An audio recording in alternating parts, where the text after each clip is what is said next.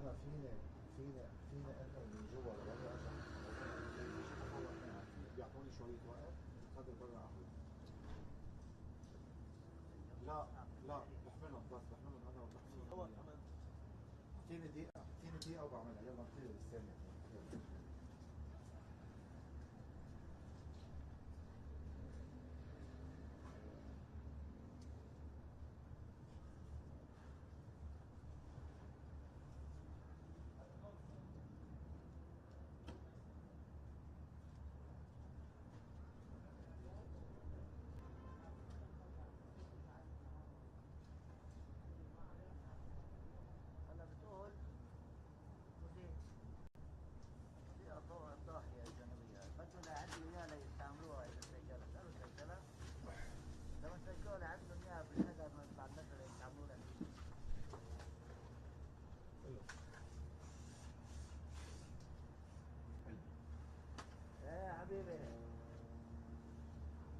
برد كتير وحشر هلا صار عم يحطوا مذيعة فوق الضاحية. في شتاء اليوم شتاء والله العظيم صورتها انا على الجبل. مبيني معاش خمسة. لا وينك انت؟ مبيني معاش خمسة. بعمل لك انا تبي بتعمل بايكوت. كيف تقدر تفهم؟ برافو. يلا خلص الطعام. انت وين بدك حرام برا؟ هدي شوي. كيف تحملون؟ هيك. لحظة شوي. عنده اياها. اخذها؟ برافو. قلني الانتي ار ارتفع قلنا والله سمعت صوت عم صوت عالي. شو بدك شيء بايكوت؟ لا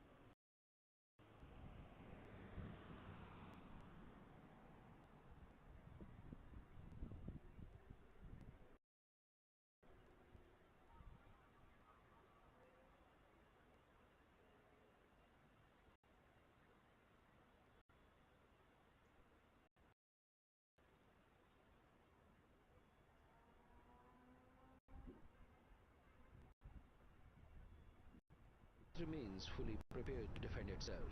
We have lost a great figure.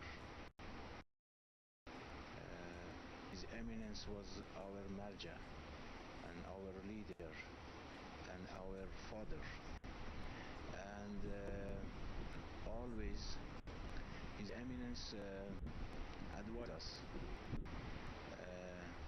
and said that you try your best to stand on the right side of the history, and in this war you know that we and Iran demonstrated our sincerity as an United States and Zionist regime shall open hostility. For those signing the condolence book, Sayyid Ali Khamenei was. Many here say that his martyrdom is not the end, but beginning of the legacy that will continue to shape the resistance in many more years to come. Adil Mir, Press TV, New Delhi. Well, surveys in Italy are showing that a large majority of residents in the country are against the U.S.-Israel's attack on Iran. This as the Italian government says it will do what is needed when it comes to authorizing the use of U.S. bases on its territory, even if it's against international law.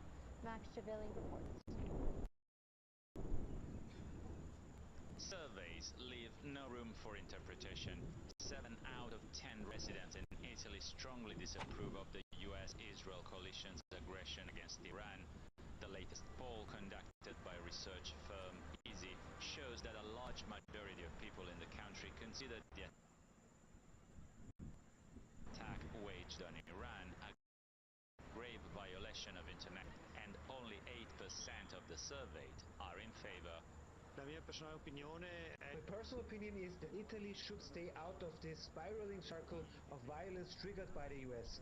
International law has been shredded, and yet no state has intervened to stop these massacres.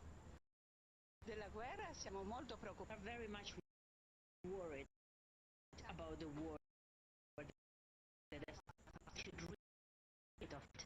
Italians are also very much concerned costs of fuel following the escalation of the conflict in West. According to some consumer protection associations, gas stations are already registering prices up over 50% compared to a few days ago.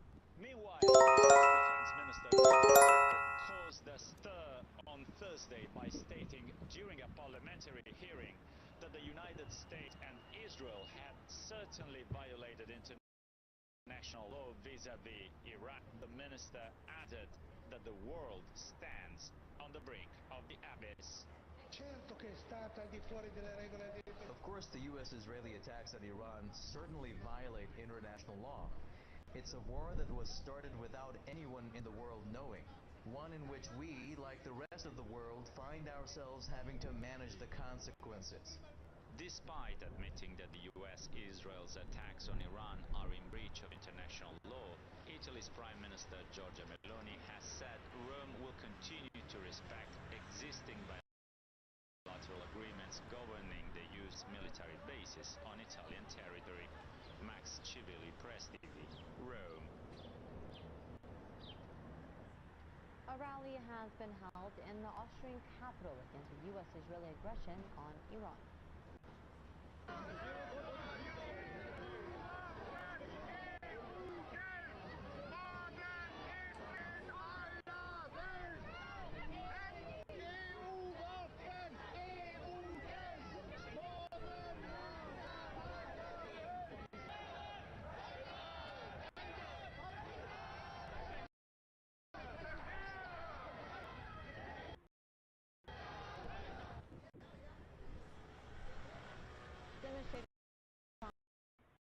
Reading hands on and hand with Iran. Some also carried flags of Lebanon and Palestine.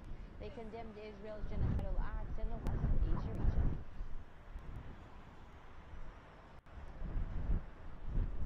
The Palestinians and their supporters demonstrated and marched through the South Korean capital to mark International Women's Day and show that women are not only victims but pillars of resistance to U.S.-Israeli aggression.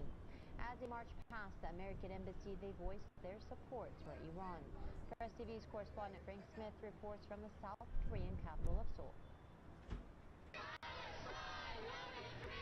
Palestinians welcomed their supporters onto the streets of the South Korean capital to mark International Women's Day, March 8th, and to proclaim the vital role women play in the resistance to Israel's ongoing genocide in Gaza and the West Bank.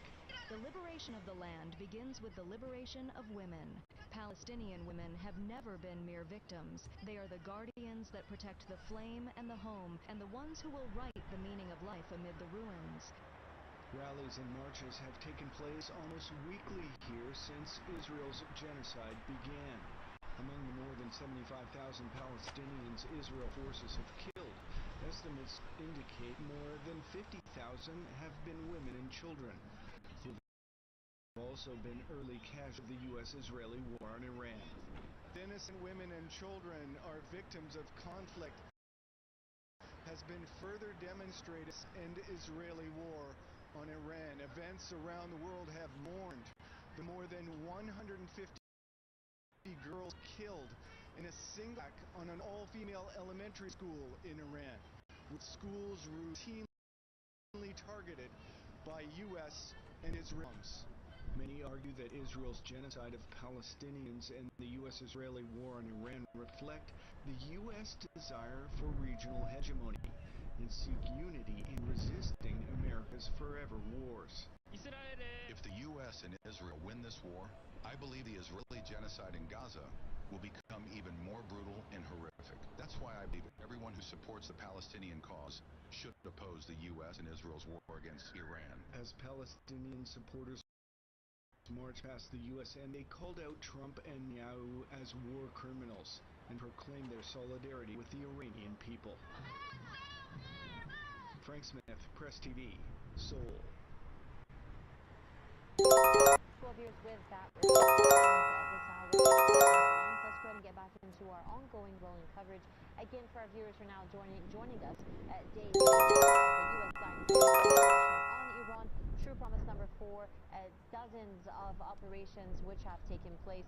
Let's go ahead and update you with the latest before we go ahead and welcome in our guests joining us for this last around 40 minutes. First of all, we have locations in the Zionist entity are currently on fire. Videos are coming in that they are being targeted not only by the Lebanese resistance, Hezbollah from their side, but also from Iran. We have statements coming out again, statement number 16 from the Islamic resistance there in Lebanon, and saying that in response to the criminal Israeli aggression that targeted dozens of Lebanese cities and towns, including the southern suburbs of Beirut, and in accordance with the warning issued by the Islamic resistance to the city of Kiryat Shmona in northern occupied Palestine, the Mujahideen of the Islamic resistance have targeted today, 5:30 p.m., today, March 7, 2026, with a swarm of attack drones, and victory comes only from God, of course, and exalted in the might and the wise. Also, we're having from other sources right now, we're having from Iran is also saying that there has been attacks they are now using. We have attacked, there's so many information coming through right now. We have attacked currently Zionist military locations inside of Haifa with the Khaybar Shakan missiles.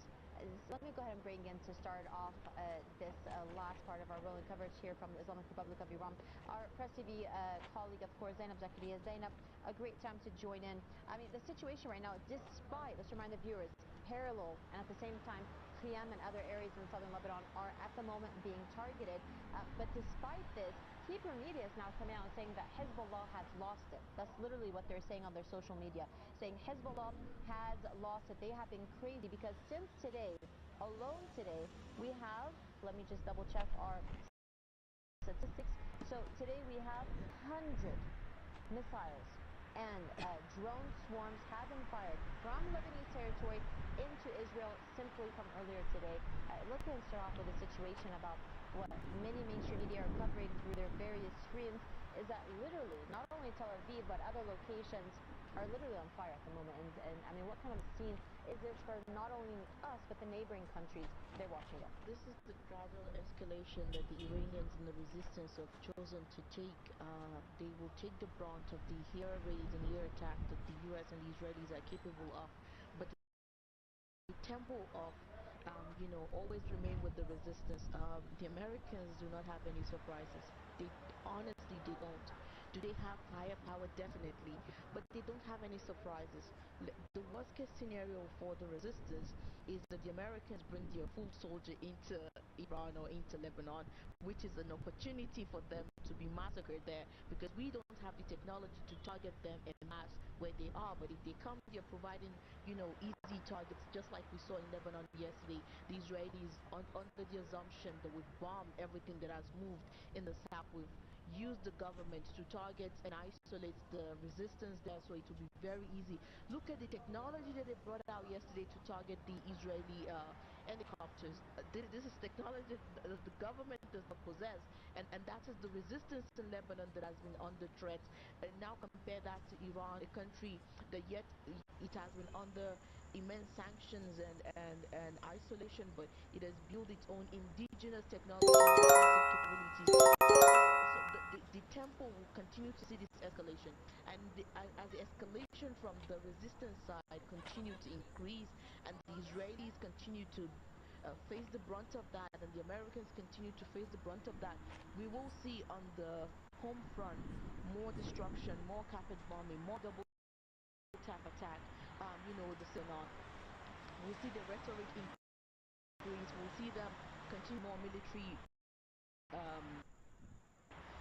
assets to West Asia. We can drag in some of these flying states to join into the attack. The thing is, for the resistance, they understand this and they've been prepared for it. The worst case scenario is what the resistance are prepared for.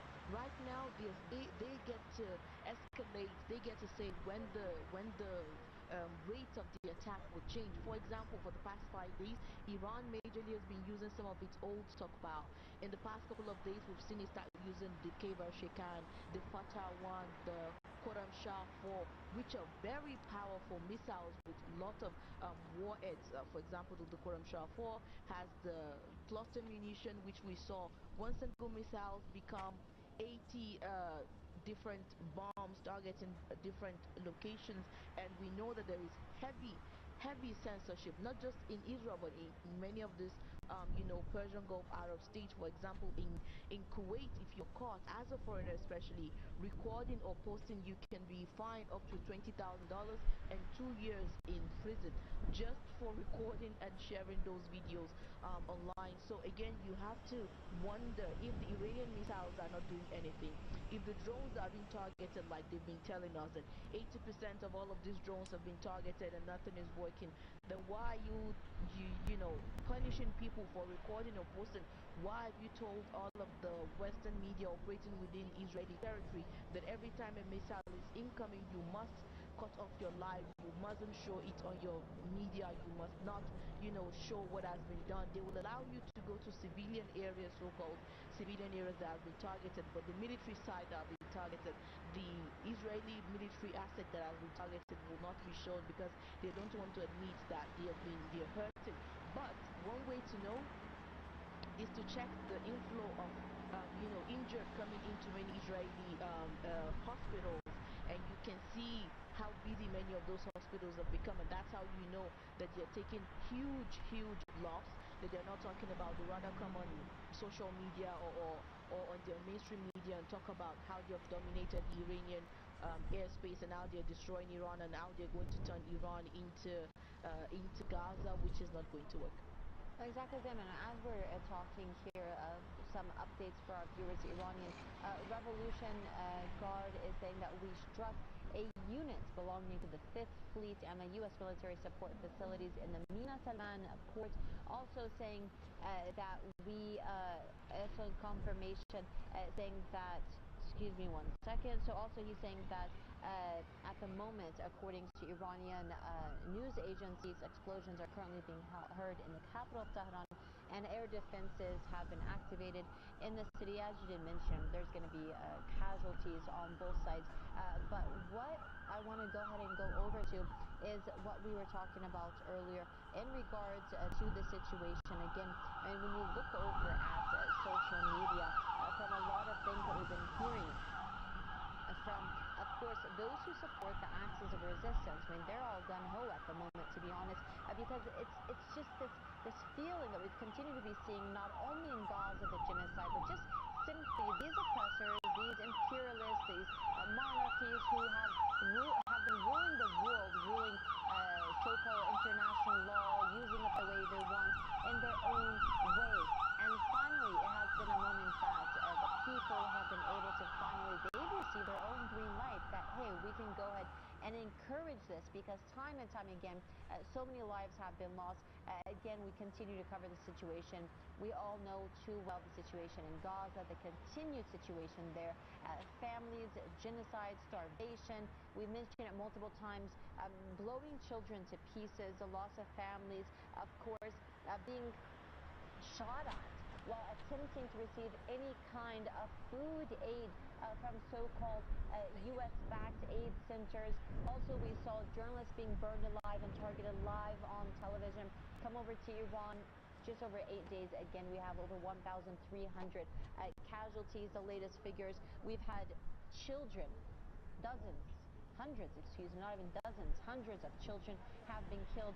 Going over to Lebanon again, a lot of the social media, if you have connections there, are coming out with the images and pictures of families, just a moment ago, a husband, his wife, and 4 children while at their home.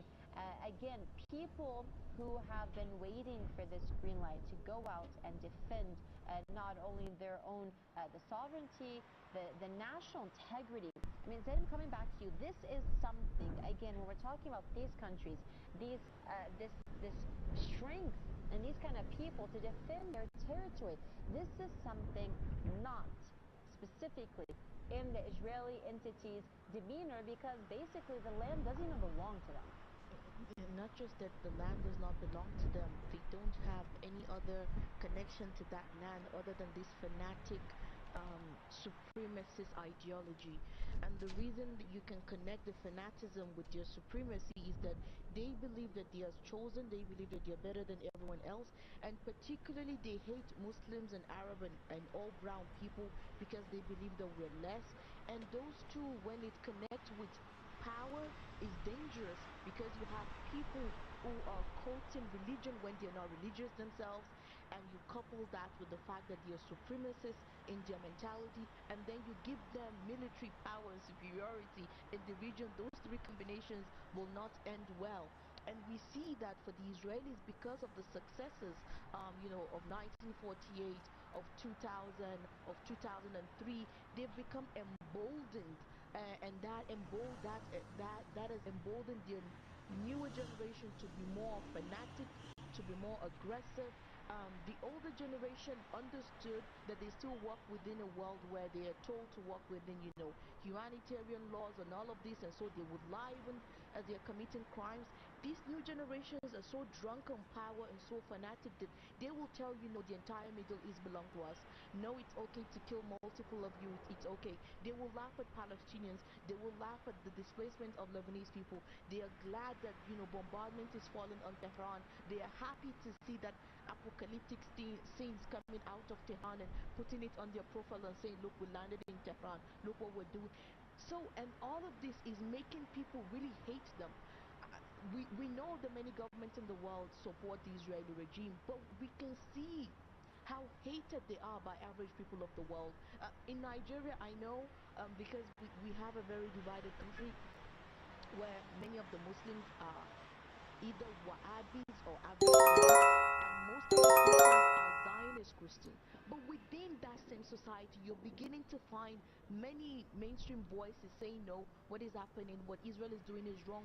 And that is unique, because I know my people, I know how rigid they can be with an ideology once it comes to them, and they don't know until it's too late. But to find even some of the most staunchest of Israeli supporters saying, you know what, this is too much, but Israel and the United States, and having them, mourn as leader of the Islamic Revolution. I've seen some of them going to the embassy there in Abuja to write their condolences, and it's shocking for me. These are people, some of my professors that I have argued with for a long time over how terrible the Iranians are, even though they teach me social politics and all of that, and they will say no, this is just the way the world is run. Now they are beginning to say no, Israel has to go, and this is creating a mentality also in Nigeria, and I know that Nigeria also is going to come to play a very huge part in the near future. Once the American and the Israeli project in this region has been dismantled, they'll have to go back to Africa to get some of those resources just to survive again. And now the people of the continent are beginning to prepare in their mind that mentality, that ideology, that we cannot allow colonialism that has dominated the world, as we're watching our TV destroy one country after the other, to come again and reoccupy us after they failed in other places. So that global intifada that the Palestinians always call the globalized intifada, the global revolution of the mind, which has to come first before people can prepare themselves outwardly for the evil that is coming for them. Well, exactly, Zainab. I mean, as you're talking, just updating the viewers, another airstrike, of course, on Clunian, the village there in southern Lebanon. I mean, as you're saying, it's very interesting because there's a video circulating on some internal social media sites here in Iran saying that Iranians are built different. There's actually a video coming out of the Iranian people at Tehran's Inqilab Square, and they're out condemning the U.S.-Israeli attacks, showing their support for the Islamic Republic, all while the air defense are confronting ongoing aggression in the background there in Tehran. Zainab, if you're able to describe the Iranians in perhaps a few sentences, how would you describe them? I have no words. Sometimes too simple, but too difficult, yeah? They are a complex mix of everything. Sometimes they frustrate you, sometimes they make you, very, very proud to call them some of your friends, some of your colleagues, and they are really amazing. I mean, it's interesting and it's easy when you are far from a situation of intense emotion to say, I will do this, I will do that.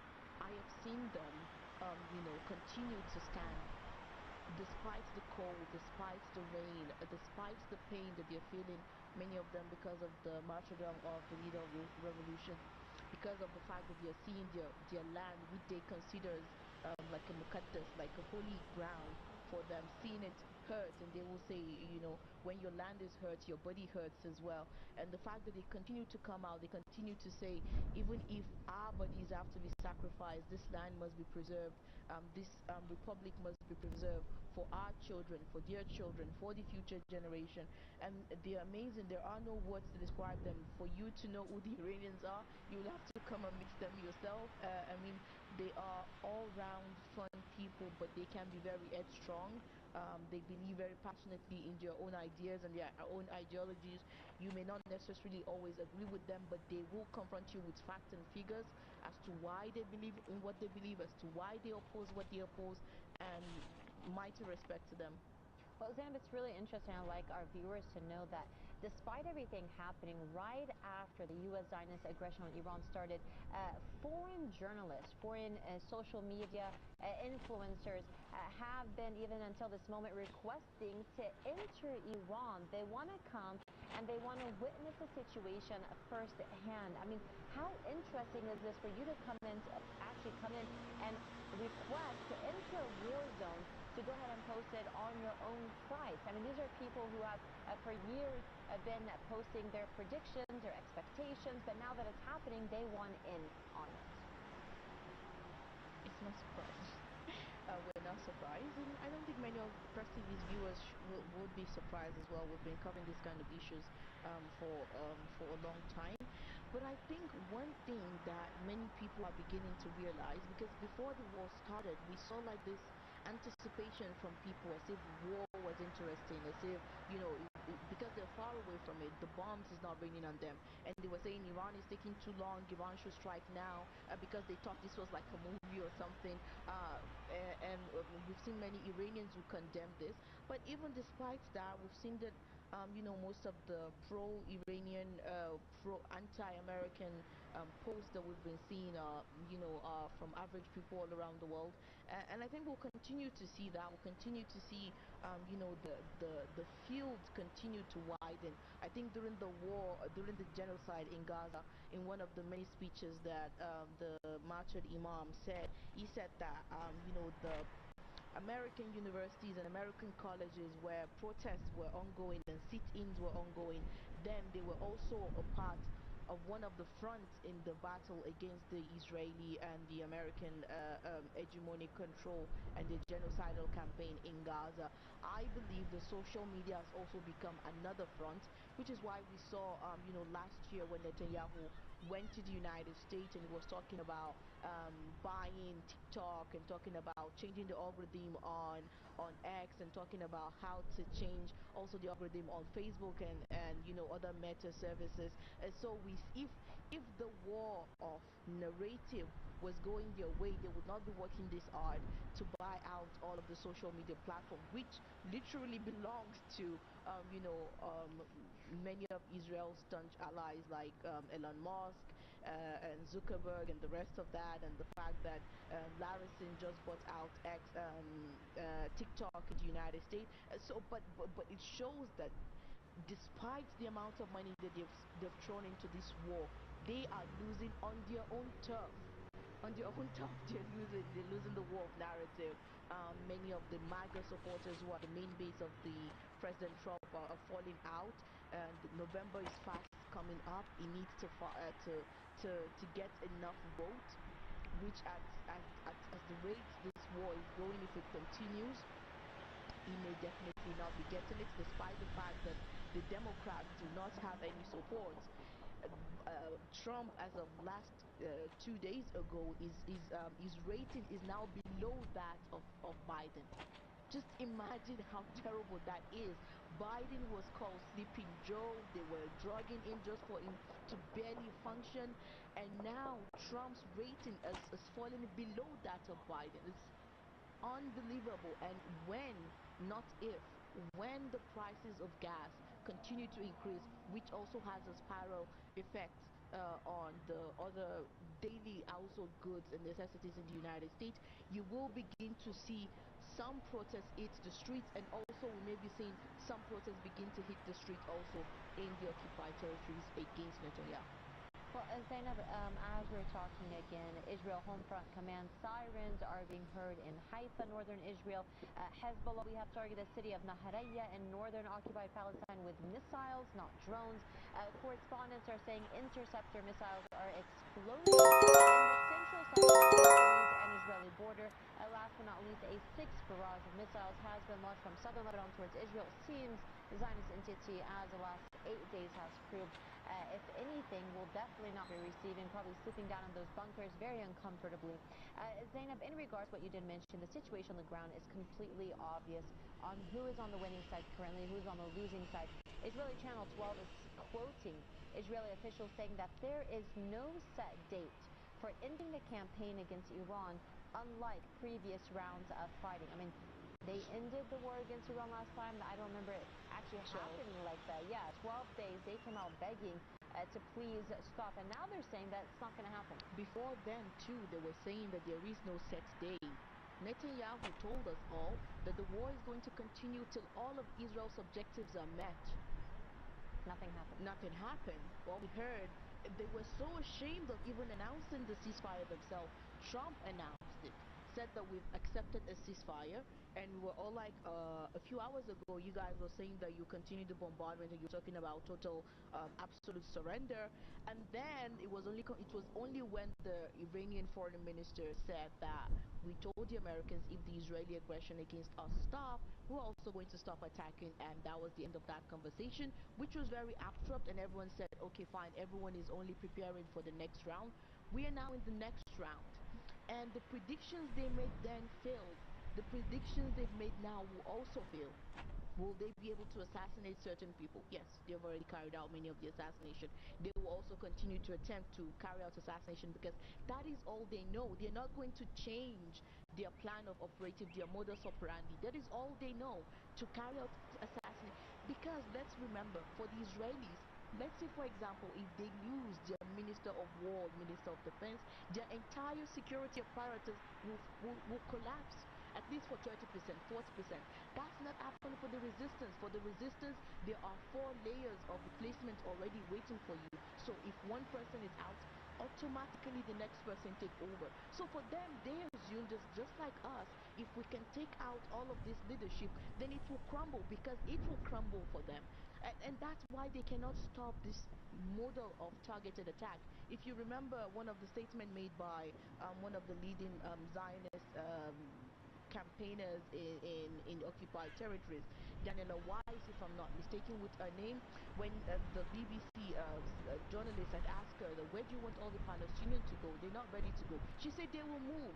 And he was like, and she was like, well, what if they don't want to move? She said, when we make it a living hell for them, they will move.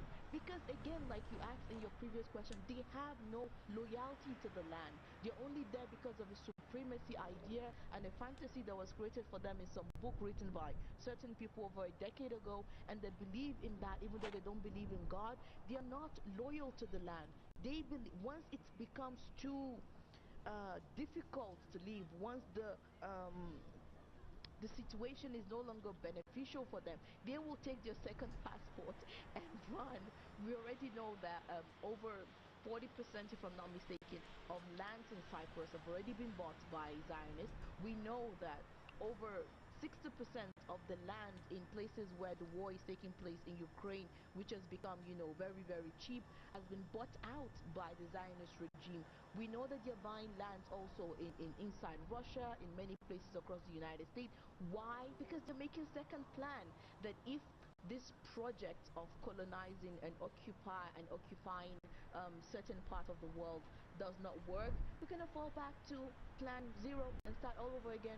We can occupy the United States, Britain is there, France is there for the taking, and so, but before that day come, we will see them give everything they have. We'll keep hearing statements like, we have no limit, everything is going fine, we're going to destroy Iran, we're going to destroy their military, like Donald Trump was saying that we're going to destroy Iran's military to the point where they will never be able to fight back. Never be able to fight back. A military that was built with blood and sweat by indigenous. Everything is indigenous. How are you going to destroy that? How are you going to take that away from the people? It's all underground. Do you know how big Iran is? They have missile cities everywhere. We had places like Yazd being targeted multiple times since the beginning of this conflict. Yesterday, missiles went out from Yazd. How are you going to How much more can you find so-called evidence to prove your theory, which, as we know time and time again, when Trump came out yesterday, we were speaking about it. I mean, he says that we are already winning and we're ahead of schedule and all these things that he continues to see. I mean, as we're talking at the moment, again, live on our images, to our viewers there from, of course, towns and cities and villages across the nation on the Islamic Republic of Iran, rallies continue to fill the streets. Again, almost here, it's almost 10:45 in the Islamic Republic of Iran, carrying the flags of Iran, of other, of course, resistance groups, and held up high is pictures not only of their loved martyrs, family members, loved ones that they have lost, but also number one of them all, the father of the Islamic Revolution, of course, Ayatollah Sayyid Ali Khamenei, who was assassinated and martyred exactly last Saturday around 9:40 a.m. in his residence. As we continue to remind our viewers, again, the people are out there to show their presence, to clarify their stance, not only to their enemies, but to the world, that no matter what you do to us, we will continue to stand and in solidarity with our Iranian nation. This is something that Ayatollah Sayyid Ali Khamenei had time and time again. Every single time he came out and called for the Iranian nation. It just took minutes before you saw the crowd, the streets flooded. Even yesterday, historic scenes, again from the Grand Musalla in Tehran, where he used to lead the Friday prayers. And actually, for the first time ever, even though he was absent there in body and soul, he was definitely present, as the streets, not just the Musalla itself where he used to be present, the streets behind it, leading up to it, places that were never full, were indeed full. And again, the same scene was was carbon copied basically across other cities and villages and towns across the nation. Zainab, when we come back to the situation, let's try to remind our viewers on the situation. I mean, we call it, of course, from so many commanders, even Imam Khomeini himself, the importance of freeing Al-Qudus. All the martyrs who have been martyred since the Al-Aqsa flood operation have been said that they are martyred on the path to Al-Qudus. This is the exact terminology that we continue to use. I mean, started with Imam Khomeini, Ayatollah Sayyid Ali Khamenei continued it, of course, and then even Sayyid Hassan Nasrallah. I mean, all these martyrs have focused on freeing Al-Qudus, and perhaps for our viewers who don't understand why is Al-Qudus specifically in Islam so important, and freeing it a part of a goal when it comes to us, because we continue to say that one day we will pray in Al-Qudus. Well, first of all, before we go to the religious realm of it, let's look at the political aspect. Israel is a colonial project in this region, and the reason we keep calling it a colonial project was because the people were living on a certain land, have their ancestry and their identity and their ideology tied to that land, which is central to three Abrahamic faiths, from Christianity to Judaism to Islam. And those people, in a single move of terror activity, were moved. Almost 1 million of them were exiled, and many of their lands were taken over, and it was taken over in one of the most brutal way by people who came into that land as refugees, who were hosted by the people of that land, only for them to come back one day. The home you grew up in, that you inherited from your father and your forefathers, suddenly taken away from you and now occupied by certain persons from Poland and other parts of Eastern Europe. And it didn't stop there. They continued to claim more lands. They continued to attack more territories, from Egypt to Lebanon to Syria to Jordan. And this attack continued. And not just that, they've continued to bring the American into this part of the world to continue to fight. The attack on Iraq was because of Israel. The attack on Afghanistan was because of Israel. The attack on Syria was because of Israel. The division of the attack on Sudan was because of Israel. The attack we're witnessing now in Lebanon is because of Israel. The attack on Iran is because of Israel. It makes sense for the people of the region to see the existence of this entity as a threat, not just to the country, but to every single country in the region, as Israel has announced its plan of, a greater Israel, because it does not want to exist as a minority of a minority within a majority area where people do not like it. So when people say Al-Quds has to be free, once Quds is free, it means the Israeli regime no longer has power in this region. It means the eradication of this settler colonial project that has been ongoing for the past 74 years. And the Israelis understand this. In many of their books and in their ancient history, they've never had a government that lasts up to 80 years. They're close to that threshold. Netanyahu believes himself to be like a prophet, and he believes that he has the prophecy and responsibility to bring those prophecies to power. He can't do it alone, so obviously they are ready to sacrifice and use every single power and authority within the Western Hemisphere, not just of the United States.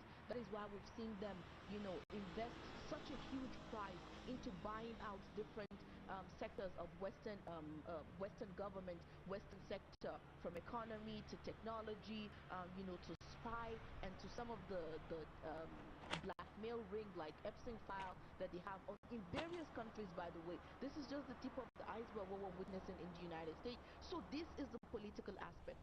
The spiritual aspect is that, like I mentioned, the Al-Quds is central to every single Abrahamic faith, and we all believe that for the Muslim, this is the first Qibla, this is the first place we used to pray to. For the Shias and also for the Sunnis, in their version of history and prediction of what prophecies of what is going to happen, this is the same place where the savior of mankind and Jesus Christ will appear together and start their governments from there, which will also bring justice and liberation to the world. The Christian believe in the coming of Christ, and Al-Quds play a very important role in that. And so there is this political as well as religious connotation to this area of effect, which even from the Americans who used to make fun of our ideas and our ideology as being like a theocracy, and we're basing everything on a holy book. They are now claiming Armageddon. They're calling on. They're saying your soldiers are fighting to bring back the second coming of Christ, not realizing that they are the Antichrist in this situation, and the entire world gets it except maybe some of them, and the rest of them I'm sure that they are Antichrist in every form of the way. Jesus that we know that was introduced to us was someone who overturned the table when they turned the temple into a place of marketing and gambling. Jesus that we knew fight and was killed and almost killed according to Islamic belief, by the power that be of that era. Every single prophet of God were revolutionaries. They fought the oppressive power. They tried to enlighten people and bring them out of the ignorance of the life they were living. Peace and diplomacy, first of all, as we do know. Yeah, and exactly. But they were revolutionaries, first of all. They were never complicit in working with the rulers of their time, because many of those rulers were hypocrites and oppressors. Yes, and oppressors. Whether you're talking about history of Abraham, who destroyed the idols within his father's camp and he was thrown into a fire, or you're talking about Noah, who built a ship and called people to the path of God, and many people laughed at him until the storm that he's been warning people about came and only people in his ship were saved. Or whether you're talking about Moses, who went and saved the children of Israel from the clutches of Pharaoh after he had been enslaving them and oppressing them for 400 years. Or you're talking about Jesus Christ. I mean, this continues for us on a spiritual, religious level. Exactly, Zainab. Just some quick updates for our viewers who are joining us, of course, on this ongoing rolling coverage. We had heard, I believe yesterday, the day before, that Iran had threatened, of course, Israel not to target the Iranian embassy in Lebanon, saying that if they do that, they're going to go ahead and right in and target all Israeli interests in the region. According to Reuters, of course, we're definitely going to wait for our own people to confirm the situation. They're saying that, according to a source at the Iranian embassy, that non-essential diplomats have indeed left the country there in Lebanon with their families. We also have the Hebrew media channel 12. It's claiming that the Israeli army has begun bombing fuel depots in Iran. I mean, again, time and time again, we know.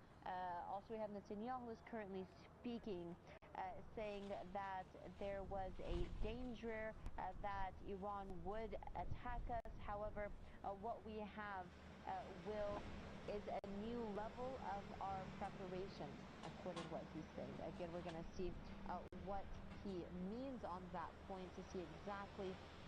So exactly what he's saying is that there was a risk that Iran would initiate the attack, according to, of course, Netanyahu. But we preempted them, and every day we strip them of a new layer of their power. Again, we're not going to talk about and reiterate the situation as we're seeing it on the ground. Yes, we know that both sides are being attacked, but again, on the upper hand, the people who are not requesting for more arms and military to be sent is Iran, because as we mentioned time and time again, it's been fully prepared. Zainab, let's go ahead and end off this rolling coverage. The last, of course, less than 5 minutes, I believe, is that what Netanyahu is saying, that he's giving a reason, again, that Iran was going to initiate this attack. I mean, it's been clear from the beginning, Iran's stance. They were prepared for every single point of what we are seeing. Zainab, when it comes to the situation, do you believe, I know time has to show, again, our earlier today said that Iran actually declared victory with the situation within the first 24 to 48 hours of this aggression. Do you agree with that? I think Netanyahu is only taking advantage of statements made already by U.S. Officials. He doesn't need to cook up his own lies. They've already provided him with a platform.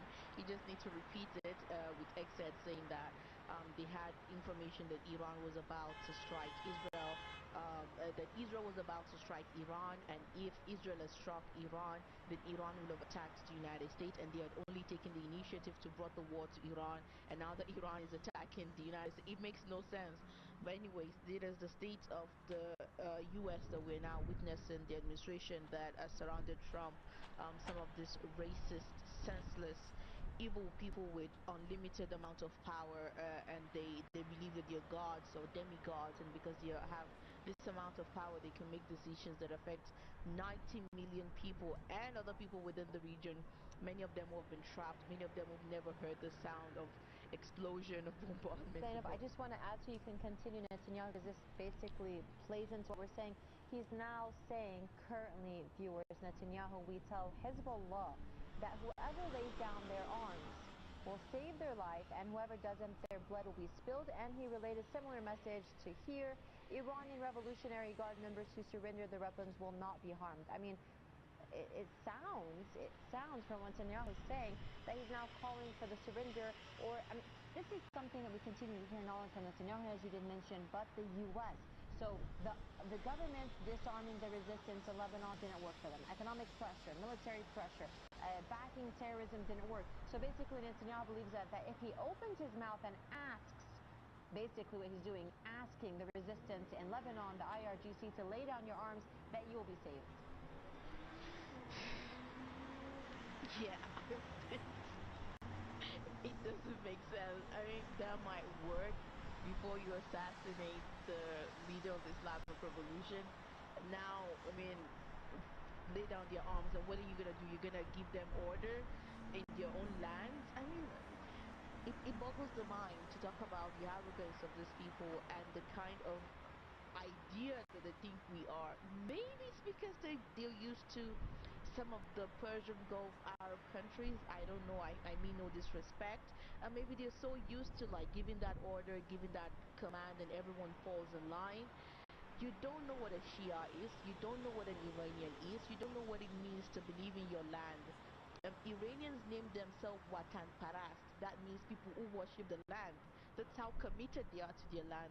Just remove religion for one single moment. These are people who literally name themselves worshippers of land. You cannot tell them to lay down their arms so you can, pardon them and save them from dying. But the Israelis will soon find out. We hope and we pray that God be with the Iranian armed forces, direct their weapons and let it hit where it's supposed to hit, and give them ultimate and total victory over these child killers and rapists and child molesters who, according to their own documentation, have hurt and destroyed thousands of children's lives and have killed directly or indirectly millions of other people around the world, and are now continuing to throw the fire of unrest and death and destruction into this part of the region that has already seen enough bloodshed. We pray for victory for the people and our men on the battlefield, and we ask God to guide them and give them victory. Well, exactly.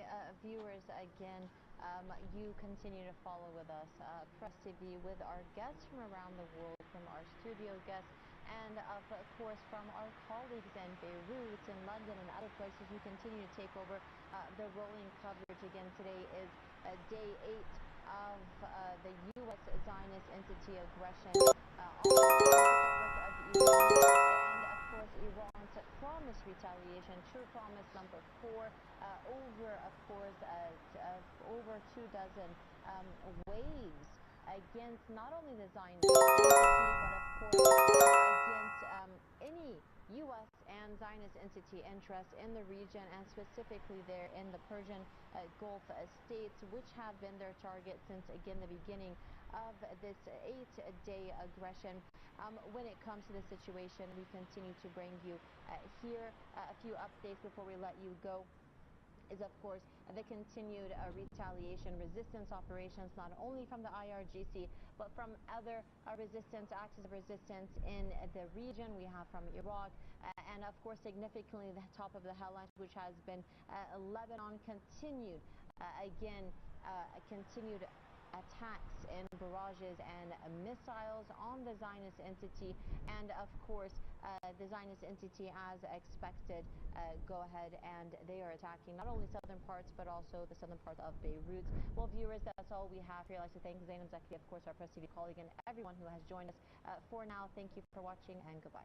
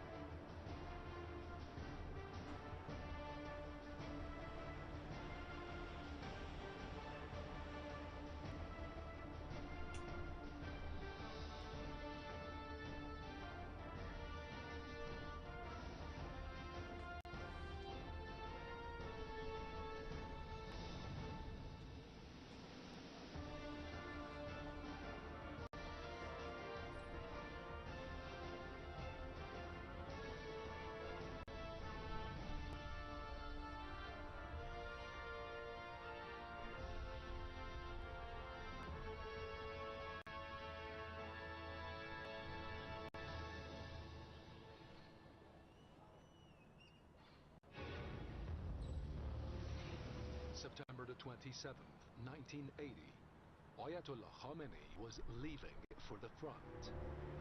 اوایل جنگ من چون احساس کردم که نیروهای نظامی ما بسیار کم هستند و ضعیف هستند، برای اینکه بتوانیم همون عده نیروهایی که هستند رو روحیه‌ای بدیم و افراد دیگه‌ای رو هم از مردم دعوت کنیم که کمک کنن، من از امام اجازه گرفتم و رفتم جبهه.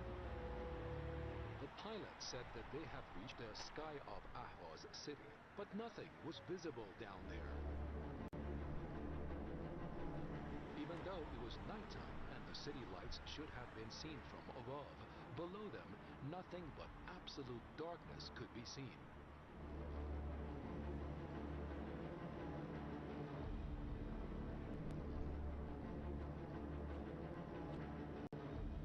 Everyone on the plane held their breath in utter silence as the plane slowly lowered its altitude and landed on the runway.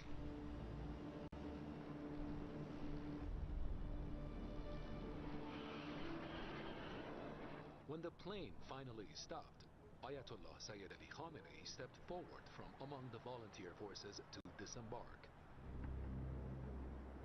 اهواز وقتی که فرود آمدیم خب شب بود دیگه و هم برق شهر نبود هم به خاطر جنگ تاریکی بود، یعنی تاریکی مطلق. واقعا اونجور تاریکی آدم کمتر اصلا به عمرش راه داره. تاریکی محض، نه یک کبریتی، نه یک چراغی، نه یک فروسویی، همینطور تو این تاریکی کورمال آمدیم و It was the first night that Ayatollah Khamenei went to the front lines and served as a cleric in a new uniform. لباس نظامی بسیجی، یعنی لباس کار سرباز برای ما آوردن و پوشیدیم. این اولین باری بود من لباس نظامی بسم الله القاسم الجبارین لا حول ولا قوة الا بالله العلی العظیم. This is a story about the life of Ayatollah Sayyid Ali Hosseini Khamenei in military uniform.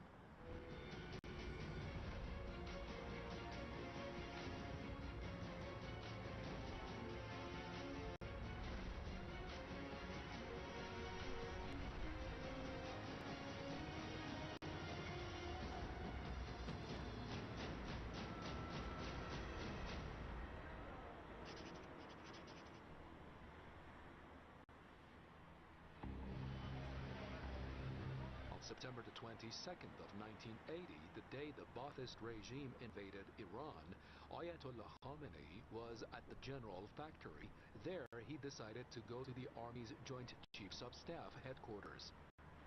They were waiting for him there. But this time, not in the usual buildings, he was taken to the war room. Everyone was in the war room. رفتیم اونجا که رفتم دیدم همه جمعن اینجا. آقای بهشتی، آقای رجایی، آقای بنی صدر، آقای هاشمی، همه بودن. همه دوستان ما معلوم شد که در این فاصله که این اتفاق افتاده همه خودشون رسوندن اونجا. فرماندهان نظامی. At that moment, it was reported that 10 or 12 other air There is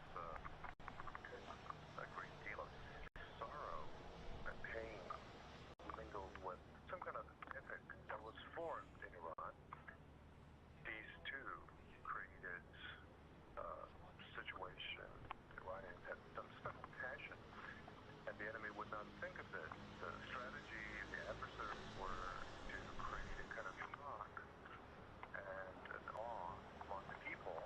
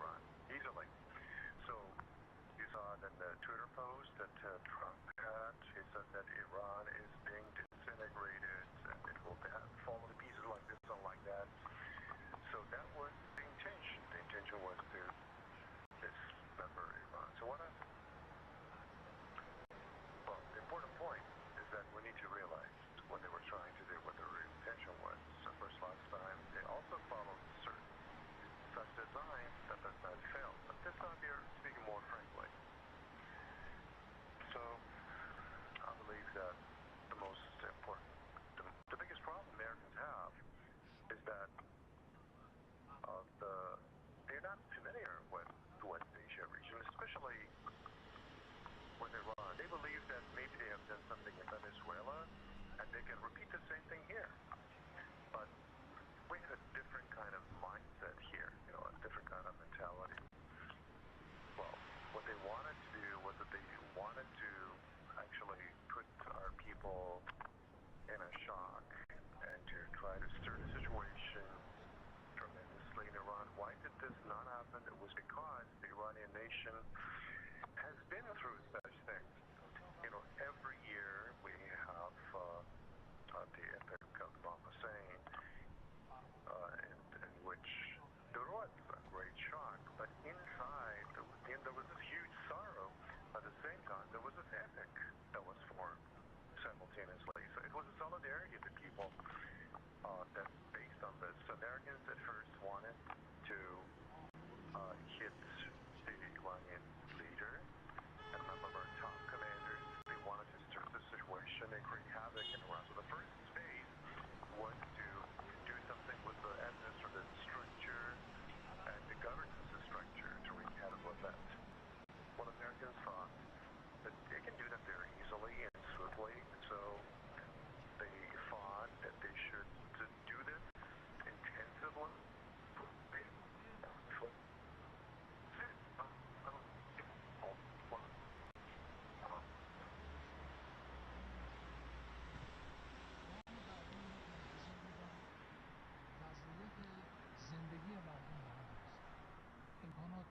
The situation of the people today, if they don't have basic needs like food and etc.,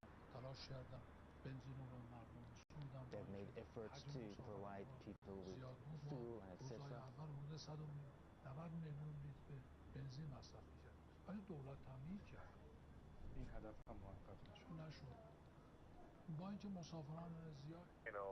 Gasoline, for example, shortage of basic commodities, food and bread. The ministers tried, the officials tried their best. We had lots of traveling around the country. In the early days, we had 190 liters of gasoline consumption. The government did its job. And this goal did not realize either. There were lots of passengers moving to other provinces. Cabinet ministers did their job and they took their supplies or whatever they were. And now we have enough of whatever we need. So the governments, governors generally all doing their jobs. So you remember that they said that many of the military top brass had been in contact with us. They just want to join us. Why don't you just introduce two of them? Give us two names at least. Our commanders are fighting bravely. So they're trying to use the AI and create certain stuff. Well, just look at what's happening. Look at the IGC, the Army, Armed Forces, the Siege Force. They're all out there. People can see that. Who are actually firing these missiles or rockets? They're not coming from Venus or Mercury. It's our armed forces that are firing these. And that's why they're actually panting and having difficulty breathing. So, and also basic supplies that they wanted to hit and shortages to create for the people. That did not happen either. Of course, a war has its own consequences. People's, livelihoods are impacted. There's some forced closures. This is what America has imposed, and you see how they're acting. So they failed in that. Another point was that there were some ethnic groups that they wanted to set off against the governance, and they wanted to nurture this idea, this movement. For instance, they negotiated with the Kurdish population to try and provoke them. They were negligent that the Kurds are real, original Iranian tribes. Maybe there are some differences, but it's the very same Kurds that knew that what Americans did to Kurds in Syria. First, they told the Syrian Kurds they will support you, and all of a sudden they had a deal, and they simply left them all alone, high and dry. So Kurdish people know what Americans are up to, that they are not loyal. Of course, the armed forces, too, were quite vigilant, and they had told the group, if you set the food wrong, we'll deal with you properly. So they were aware, they knew about the power of the Iranian forces, armed forces, and also they knew about this loyalty and like Americans. They they had a taste of that already. So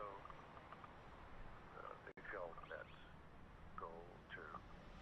you realize that certain places, American groups contacted these groups and told them that they would support them, they would do this and that for them, but they failed, and the Kurdish population also realized that that was only a deception. So that did not happen either. So they did something else, and that was that they tried to actually pressure and try to target the people inside Iran. Like, they hit this girl's elementary school in the city of Manab and elsewhere too, and that they hit one other school elsewhere. Yeah, schools, hospitals, all of these places. Yeah, clinics, even.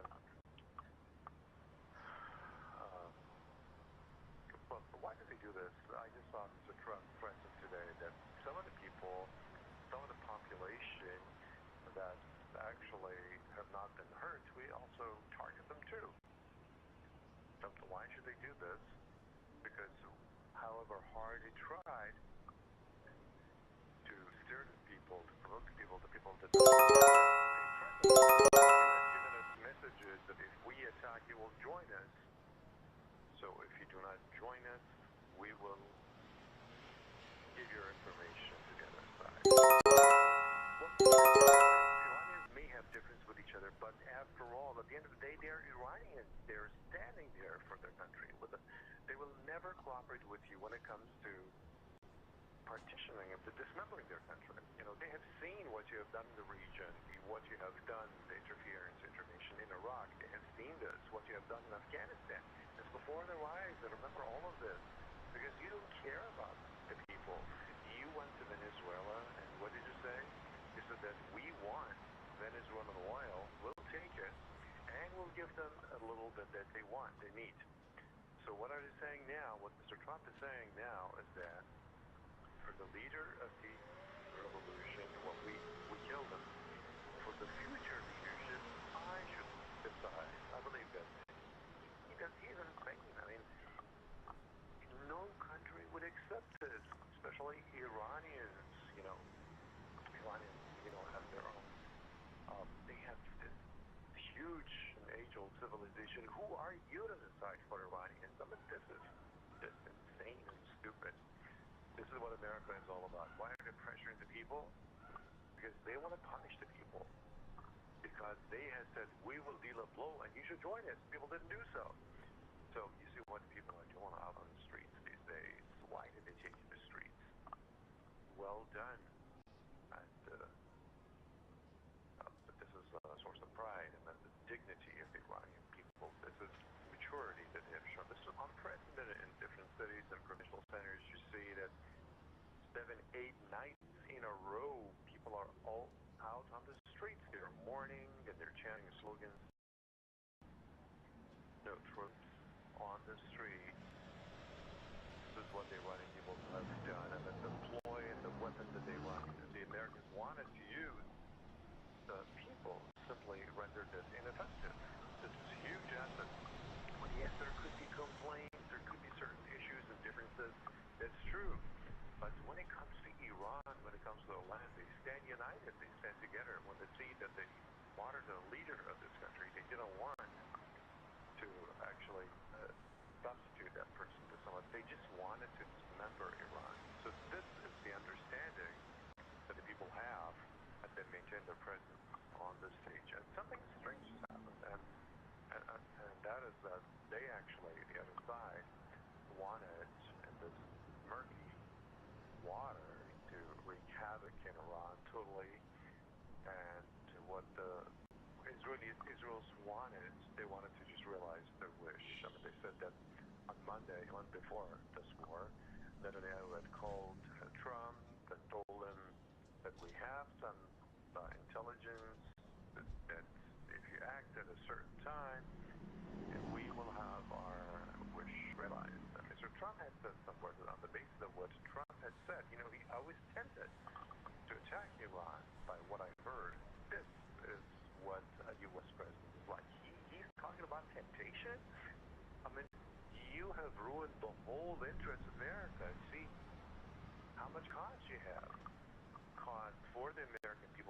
people should know what costs they are incurring, because President Trump was just tempted by Netanyahu. He's saying, and they're saying, that until day 5 or day 6 of the war, there were $1,000 million that we made a loss in this value change. Another huge sum is also adding up to it in the region in South Korea. All of them are facing crisis. Who did this? We were negotiating. There was this temptation, and this is the cost that it has caused. American people should know their statement and how many lives are being lost. I mean, what do you mean? Even their temptation, and then the blood of Americans are being shed? Thanks to the well, they're lying. 5 or 6 soldiers are killed. Every now and then they would say that, well, yeah, maybe they had an accident elsewhere, 20 others died. You should know how many Americans died in this region. The region. Some of them were even taken hostage. So, the results. People should be aware of what this is. This was important piece of news. It was accurate. Some countries that unknown number of U.S. soldiers that have been lost. There's a certain amount of it. So, we believe that when it comes to the objectives and strategic goals that Mr. Trump has, he has failed. Definitely has failed. They wanted to actually pieces, but you see Iran standing strong and go out there. They thought that they would take out the leader, and then what would happen? That everything will collapse. There's nothing like that. And they're people know, because people are aware, because people understand, and they understand the consistency of the situation. They're inspection posts, but nobody is upset. They know they're their own children. They're working for their own siege members. They're personally, if they're standing in line at the inspection posts, checkpoints. So they wanted to facing differences instead of feeling that it will do mislead, actually don't you have a blow to their own name. And then countries in the region sometimes make certain statements, but they know that America does not care about their security. I mean, they are unable, were they able to provide their security during this war? So they will come to this new understanding. So America is not capable of providing security in the region. So from now on, you will see that things will change to the detriment of America. When you do something wrong as U.S. president, this is the result you get. The economic problems being created, their false, power facade is shattered. The lack of lives for their armed forces, and so many other problems that are created. If countries in the region, they're neighbors of ours, they're friendly countries, and they're aware that we never made any aggression against them. During the Iraq and post-war on Iraq, almost all of these countries were standing by Saddam Hussein. They helped him fight it. They gave him funds. They gave him logistical support. But we did not retaliate. I remember I had gone to visit Sultan Qaboos. It was a private meeting, and he told me that there is an issue I just want to raise here. What I want about this, and that's the fact that 1 week before Saddam attacked you, the King of Jordan, King Hussein, called me and told me that Saddam's deputy will call you, and there is about to see a war, another one that's going to happen in the region, and we want you to collaborate. And after a few minutes, he called him, and he asked him what he wants, and he said that 1 week later we will be in Tehran, and we want you to give us permission from your direction, your land. Our fighters would attack Iran. Sultan Qaboos was a superman, so he knew that all the countries in the region were standing by Saddam Hussein, and he could not reject this alone. He said, okay, I'll tell the army commander to talk to you. And then he told me, I told the army commander not to cooperate with him. I mean, not expressly reject it.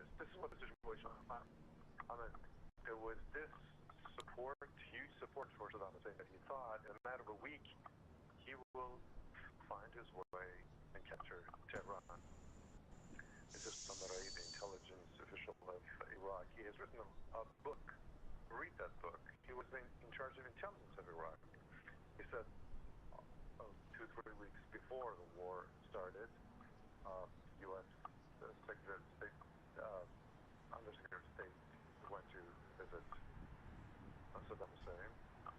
They sent him there. They said, we'll give you support. You just invade Iran. We give you AVEX. We give you everything. This is what the situation was like. And the countries in the region almost were supporting Saddam Hussein at that time. Now, did we attack Saddam or did he attack us? Why did countries in the region support Saddam at that time? And later on, when Saddam invaded Kuwait and then Saudi Arabia, we could have retaliated at that time. We did not support Saddam. Supported Kuwait and Saudi Arabia, we said Saddam should not have attacked these two countries. And when America attacked Iraq, again, and then we supported Iraq, and we said America had no right to attack Iraq. We never retaliated because we're neighbors, because they're our friends. But if in this war, they're going to give bases to Americans, so their fighter jets could come and hit us, we have already told them we would hit and target their bases. We didn't lie. We said that directly. It's all right. They are the ones who should have stopped regional disputes. They should not tell us that we are your friends and then do this. I mean, a while ago, there was this regional leader I was talking to, and he said that after years, we realized that we cannot trust America. The main issue of the region is Israel. So if you believe in this, why do you do something? Israel has attacked it. Why do you want to use your bases against us? This is the right of Iran. When the enemy is using bases in the region to attack us, it's our right to respond. Will this last? Will this policy continue? Yes, it will continue. And I believe there are some chief here, like the Azerbaijan Republic, for instance, there was a drone that South Africans. Why should we do that? I mean, we told them, why should we do this? I mean, Israel is doing this and making conspiracies. There are some countries Israel is trying to set them off against us.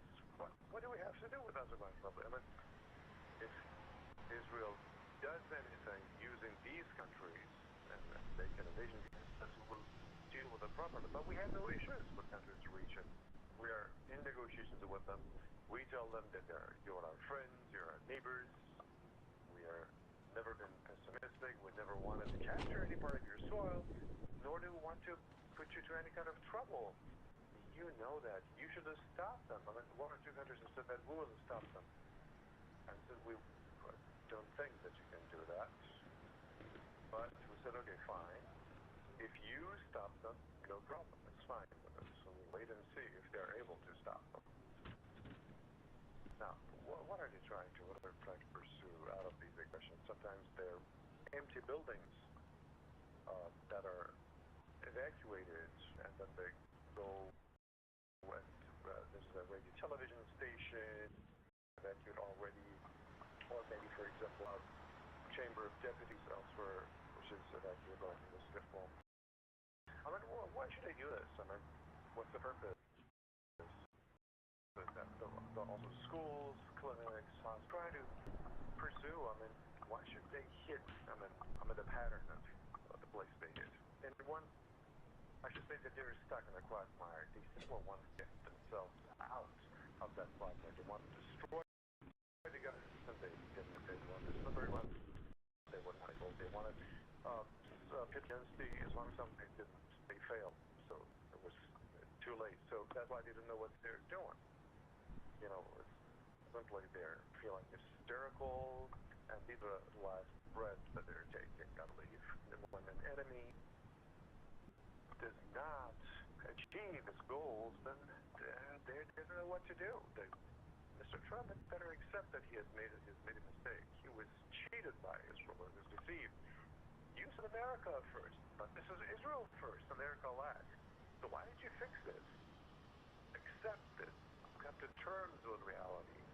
Why are you trying in vain? I mean, in different ways when you simply cursing other people. This is not a virtue. People laugh at you when you curse others. When you are at a top job, you should not be using that language. Or maybe Mr. President said today, for instance, that countries in the region, we're friendly, we're friends, and we do not want to hit them. We hit American bases. And he uses something, Trump abuses, misuses what our president said and plays with words. I believe that he's not Republican. I should say that our people are showed bravery. They came under attack. But everything right. Basic supplies are there. Everything is planned. Well, yes, we have had lots of economic losses, but they have not achieved what they had wanted to achieve. But we won't leave them alone. We will not, American engineer, we won't leave them alone. You have big pain, you have caused this big pain. We'll never leave you alone. You have no right to make an aggression against Iran. You should accept this. You've been aggressive. Which law allows you that because of temptation, this is what Mr. Trump has said, out of temptation to attack and invade another country? I mean, okay, we'll just teach you a lesson. We'll show you what temptation would cause you and how it would cause you. Our people are there. People are on the stage. Our officials are standing united together. There is no difference at any level, at any echelon of the country. In fighting against Israel and America, we have no differences. And we do not allow them to get rid of this. They need to pay the price for this. Not as for attacks on restaurants, when it comes to our drone attacks and missile attacks. What's your assessment of the past year? So these Chinese little team of Americans, well, thing is that there's air. I just hear that in Israel, there are lots of reporters, journalists that are banned that you should leave because they're scared, because the scale of Iran strikes have been really painful. So they want to actually, let's say, try to limit everything, show their limited scale of everything that's happening. Well, inside America,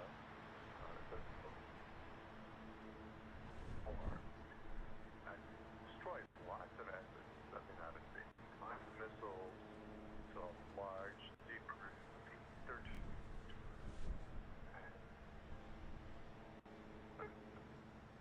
There have been heavy blows.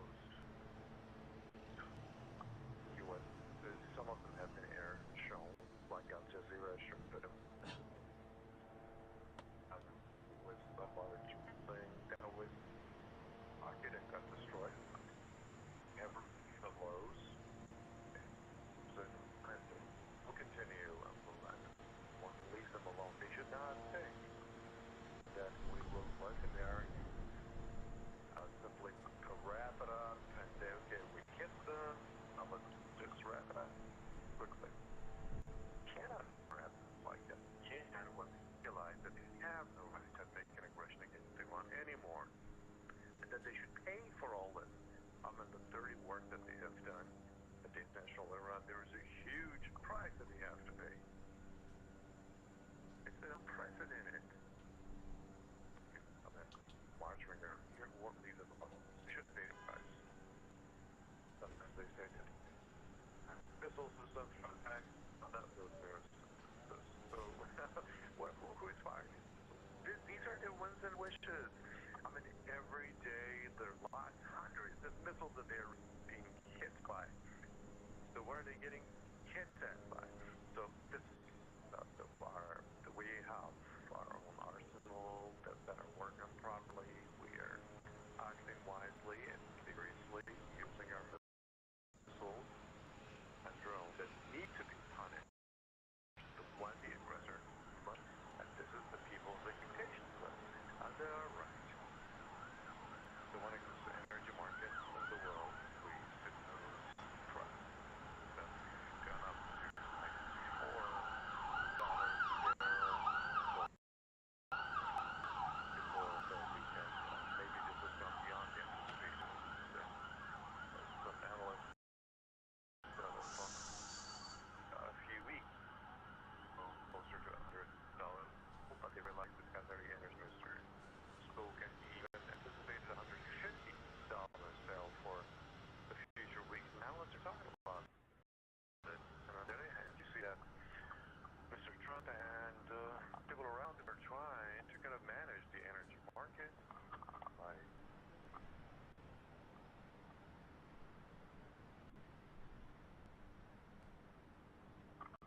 way,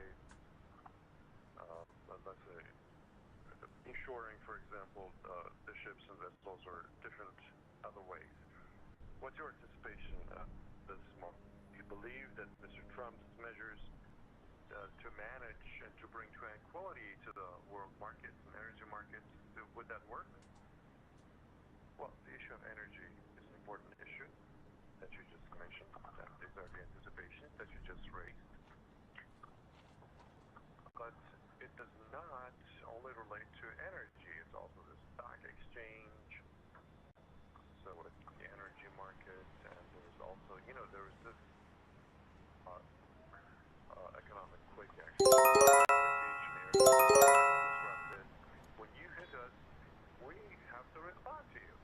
So this is the result of what they have done. This is insecurity. This is the nature of this war, insecurity. So there's disruption in air transportation, in maritime transportation. We did not close the Strait of Hormuz. It's naturally closed because there is confrontation. Nobody is allowed to pass. They attack our boats. We have to attack their boats. They attack our warships. We attack their warships.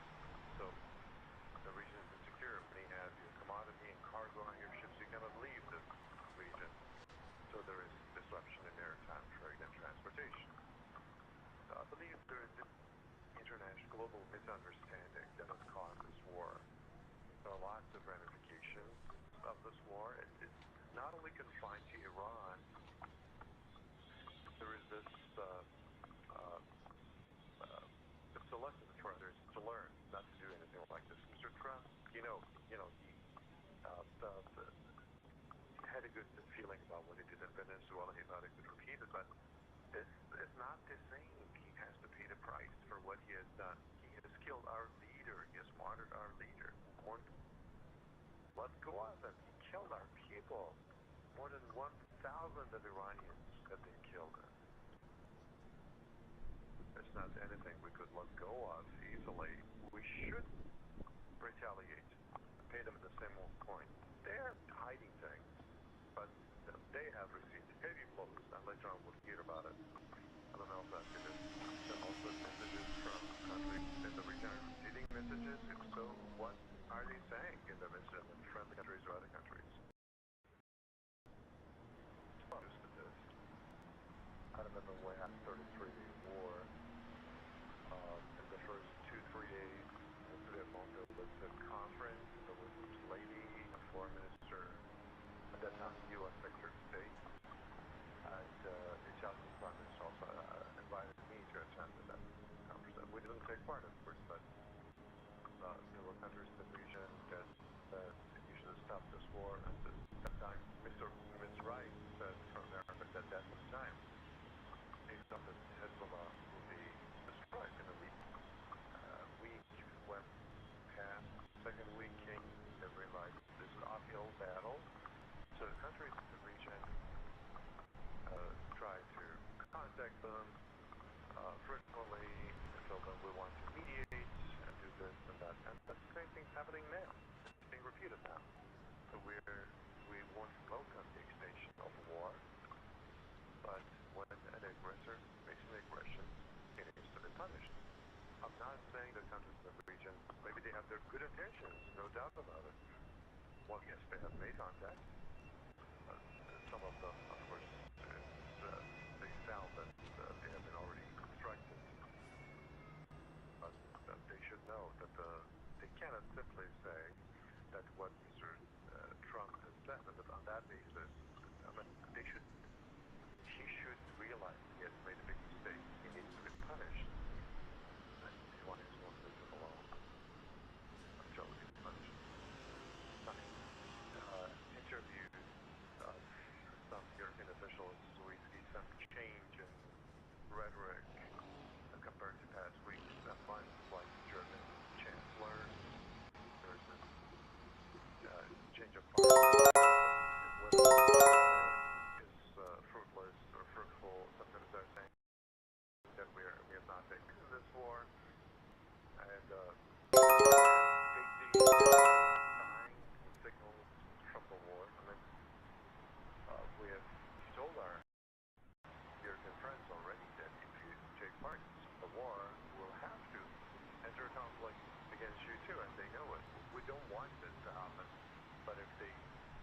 want to do so, we have no other way. We have to retaliate.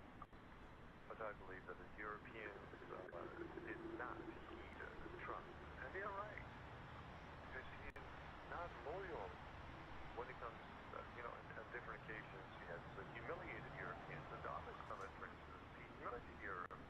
He said, without America, you would, after the World War, you would have spoken German now in this summit.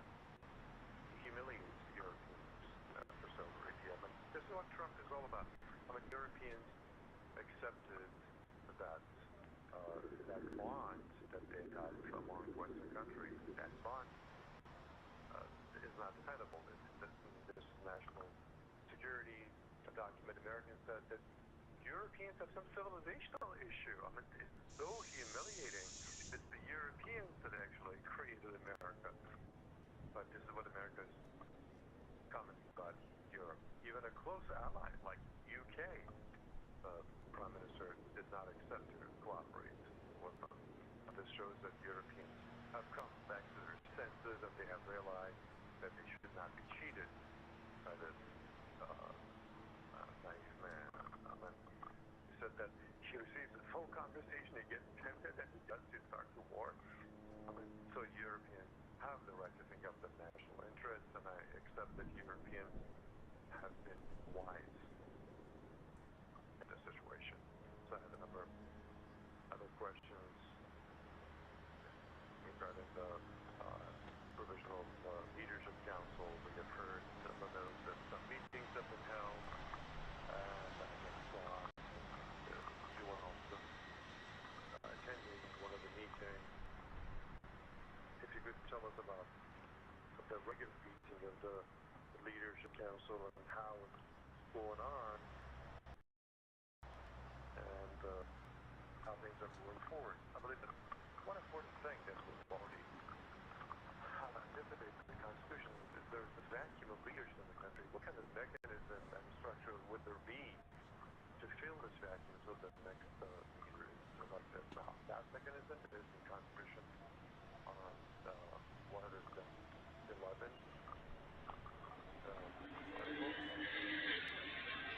So you see the makeup of the council, the president, the judiciary chief, and somebody else. So the Leadership Council, they have heavy responsibility, especially at the time of war. Leading the country through the war is also part of the responsibility of the leadership. The council is not responsible. I attended one or two meetings to offer a report about the war situation and what our armed forces are doing. I reported to the Leadership Council that there were some measures, so we also relayed regarding what the new leader would be actually picked after the holding of a meeting by the council. And in terms of economy, the president himself, part of the council, he also had his own report issues and the people situation, also regarding international global ties.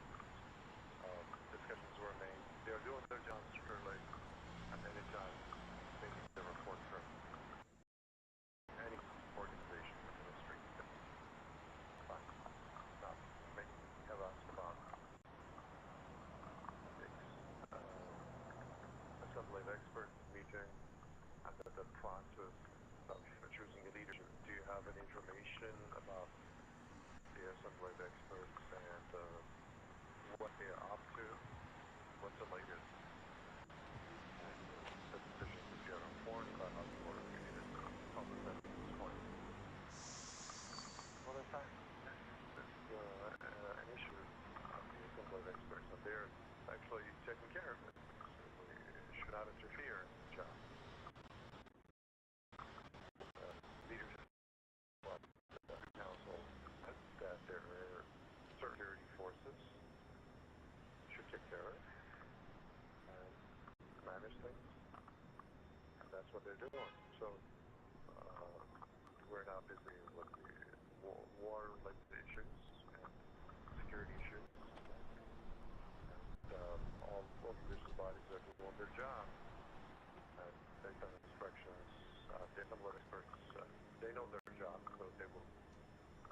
do their jobs properly, and they will inform the people, and they will have a proper choice so that the future of Iran will continue.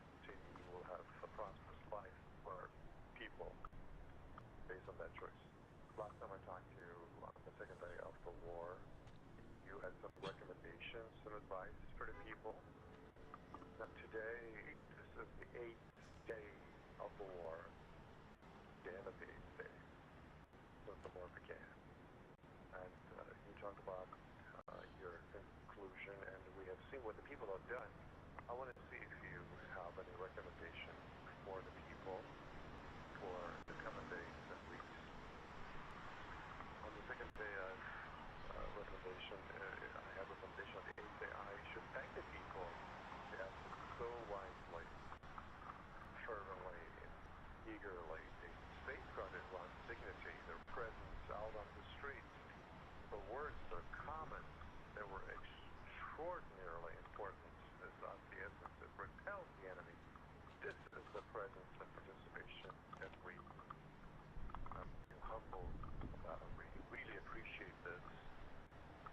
Maybe I should say that this is even greater than the big fire that we are actually dumping over the enemy's heads. This should be appreciated greatly. People's presence on this page. We should be appreciative of this presence. We should not allow any agitation in the society. We need to stand united. We need solidarity. Whatever we say or do, it would divide the people. This will be a venom. We should avoid that. At the Security Council, I had just said that there's some mercenaries that actually they tell the enemies what to do, and the judiciary is adamant to deal with them properly and to punish them.